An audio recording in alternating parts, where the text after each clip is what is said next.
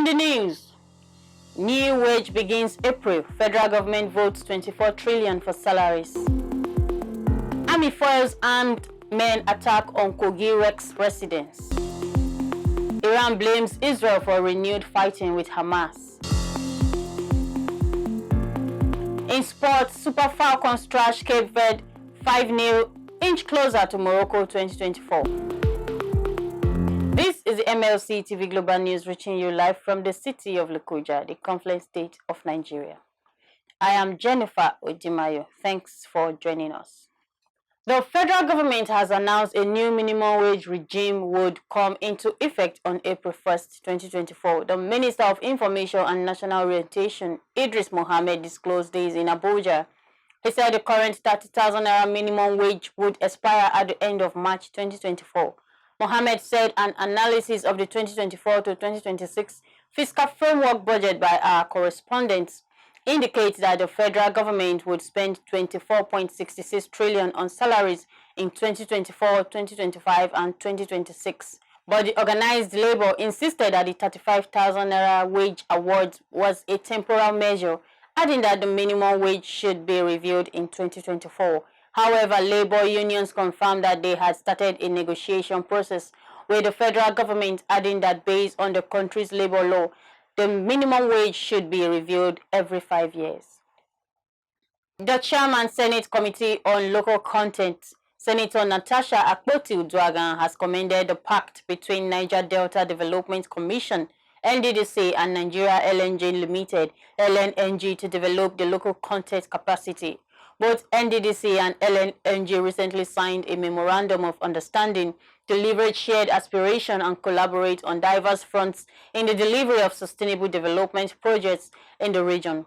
Reacting, Senator Natasha urged NDDC to consider the need to be the primary recruiters of their trained workforce to achieve effective service delivery.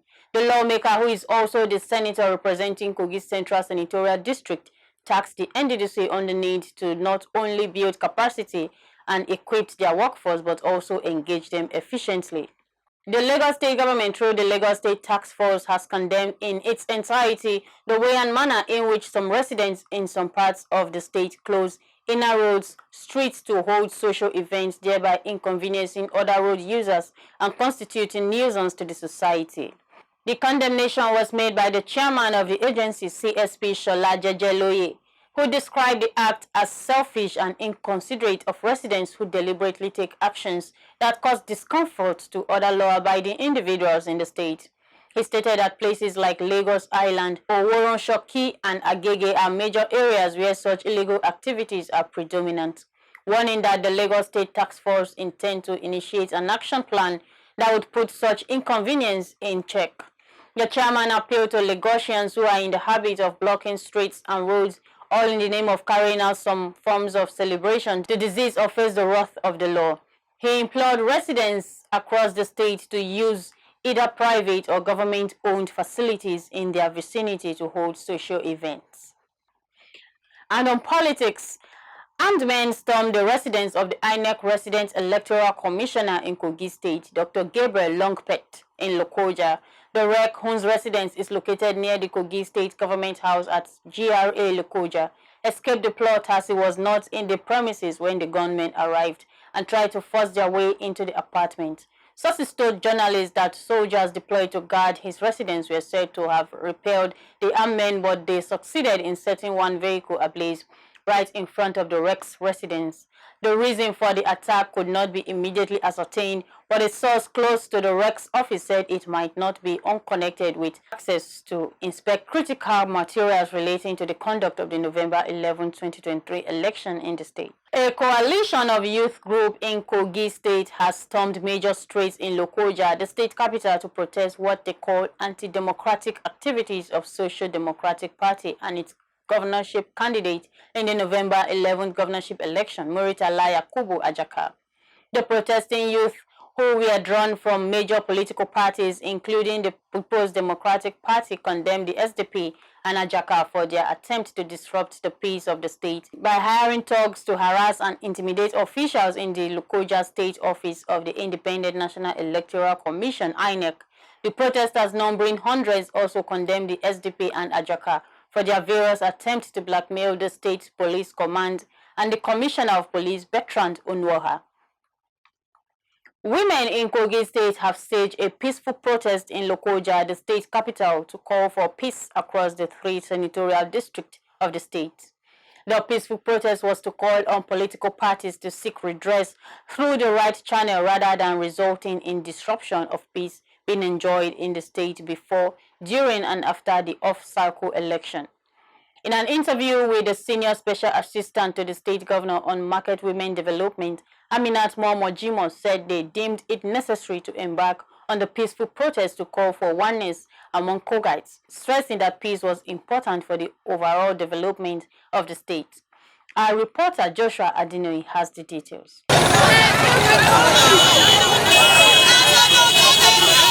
The women in their numbers moved peacefully with placards of various inscriptions requesting for peace among all Kogites.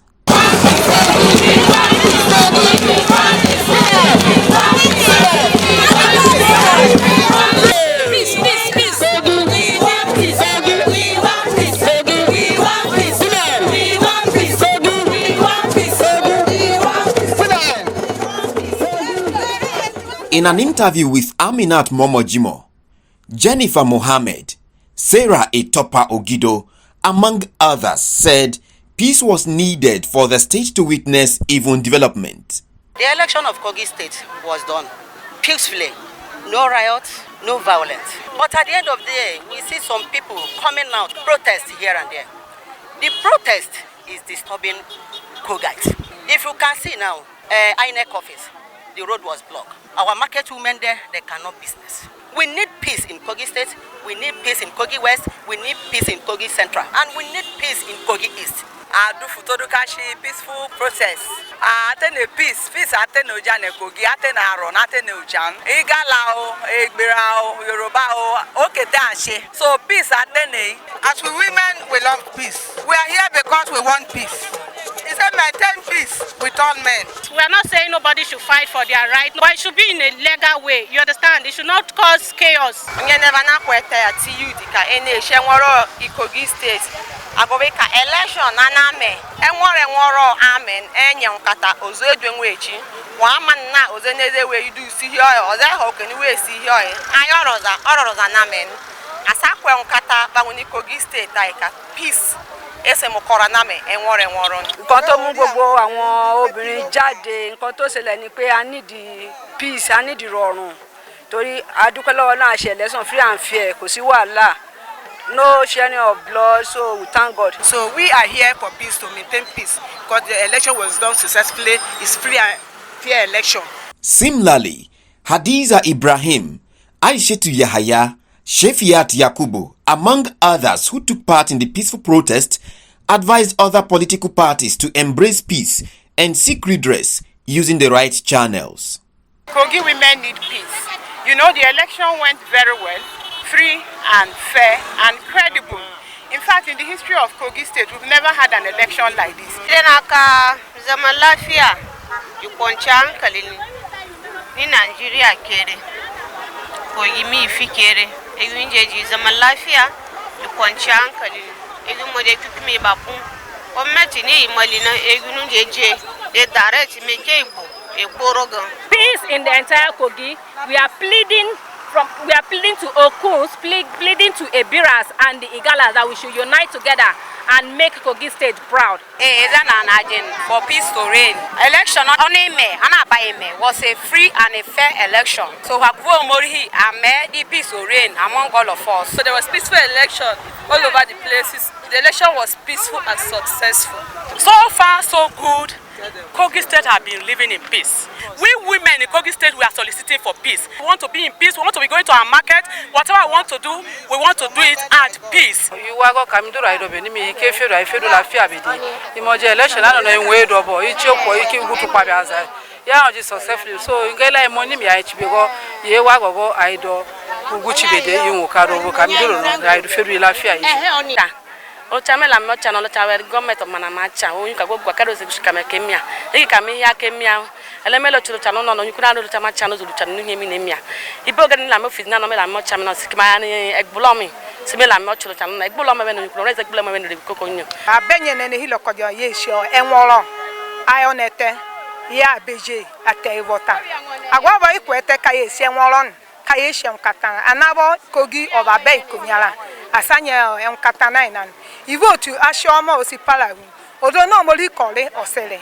The women commended the Independent National Electoral Commission, INEC, for a job well done in the last off-cycle governorship election in the state, promising that they will throw their weight behind the incoming governor, Ahmed Usman Ododo. I am Joshua Adinoy, reporting for MLC TV.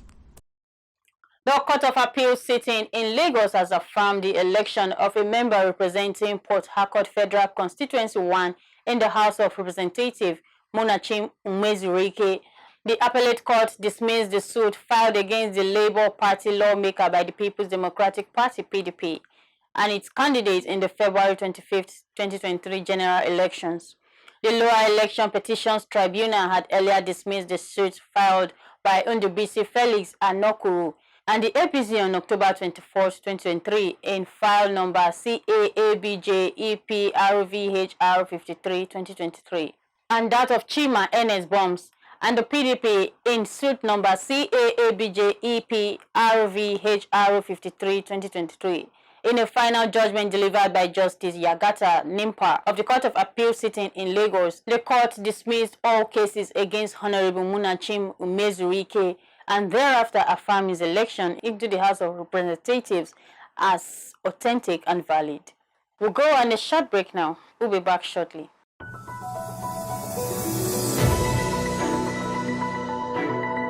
Malachi TV Online is here. For your timely and reliable news that reaches you fast with the breaking news, choose MLC TV. Get human interest stories right here on MLC TV with entertainment, sports, business, culture, tourism, and fashion news stories all featured on MLC TV. Not forgetting political and current affairs news, state and federal government and people's matters will be discussed regularly on MLC TV. MLC TV, your one-stop online destination for unbiased, accurate news, entrepreneur ideas, and youth matters to the rest of the world. MLC TV, reaching everywhere, informing everyone.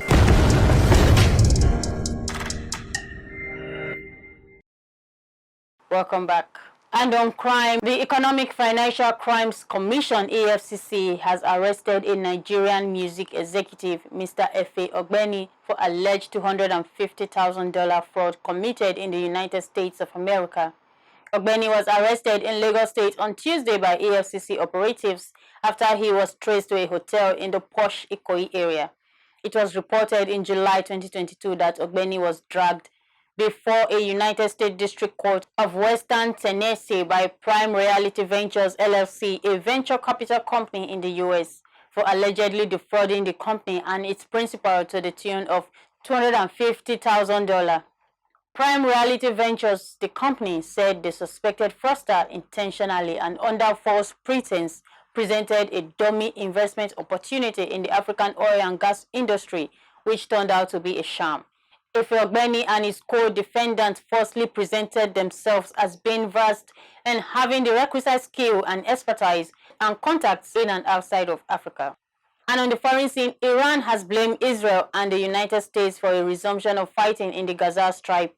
After killing more than 15,000 Palestinians, the Zionist vampire has started a new round of killing under the continued support of the American government. Iran's Foreign Ministry spokesman Nasser Kanani said in a post on X, formerly Twitter. Kanani added that the political and legal responsibility for the continuation of the aggression and massacre rests with Israel, the US, and a few governments that support this apartheid regime. A jail in northwestern Spain, a sole female inmate played football with 21 male convicts, part of a push towards mixed prison living that remains rare in Europe. Ambra, a 25-year-old Albanian who did not want to give her surname, asked why should prison be the only place without mixed spaces.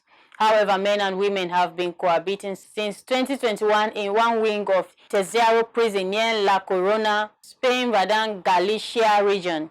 The aim is to better prepare inmates for their reintegration into society once they are released. Next is sport. Let's join Jonah Malik.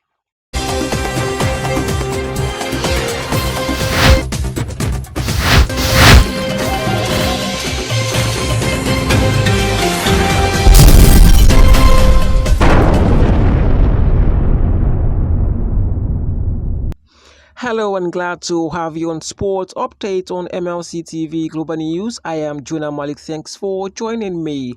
The Super Falcons yesterday at the MKO Abiola National Stadium, Abuja, moved closer to the 2024 African Women's Cup of Nations with a 5-0 defeat of final qualifying opponent Cape Verde. The Super Falcons showed that the absence of some of their superstars was nothing to worry about with the way they demolished Cape Verdeans. Uchenna Kano and substitute Esther Okonkwo scored a brace each as the 9-time African champions gave Nigerians reasons to smile again. A 22-yard free kick in the 4th minute by Gift Monday opened the floodgate of goals before Kano made it 2-0 off the goal-mouth melee that followed a corner kick to slot past goalkeeper Jacinta Rodriguez in the 25th minute. The left-sided attacker made it 3-0 when she picked up a pass from Tony Pene on a swift counter-attack launched by Ajibade. The introduction of Okonkwo upped the Falcons' attacking tempo with a newcomer putting the ball past Rodriguez in the 67th minute of the game off a cross by Ajibade to make it 4-0. She completed her brace 13 minutes later when she latched on a Rafiat Imran cross from the left side to set the mountain of qualification for the Women's Nations Cup too high for the Cape Verde to climb. The second leg of the tie will be in Praia, the capital of Cape Verde, on December 5th. Still on sport and moving straight to boxing, Anthony Joshua's promoter Eddie Hearn believes that the British Nigerian will have his first bout of 2024 against Deontay Wilder as long as they both win their respective fights on December 23rd. Joshua will headline against Otto William 2 days before Christmas in Riyadh, Saudi Arabia, and Wilder will take on Joseph Parker on the same card. Should both Joshua and Wilder win their respective fights, it would set up one of the most exciting heavyweight matchups in the sport.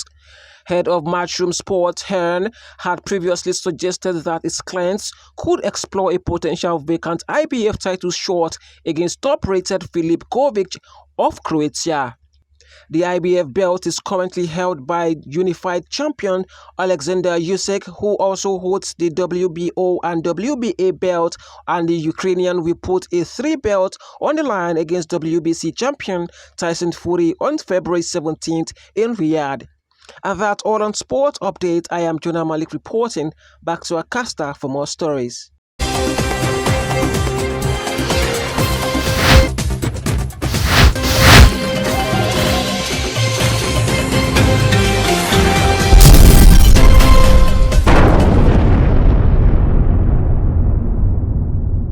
Thank you, Jonah. And that is the size of our package. Do support us by subscribing to our YouTube channels, MLC TV. Like and follow our Facebook pages, MLC TV, MLC TV2, MLC TV Yoruba, and Igbiravabe MLC TV. Instagram, MLC TV 2021, X handle, MLC TV, and TikTok, Malachite_TV.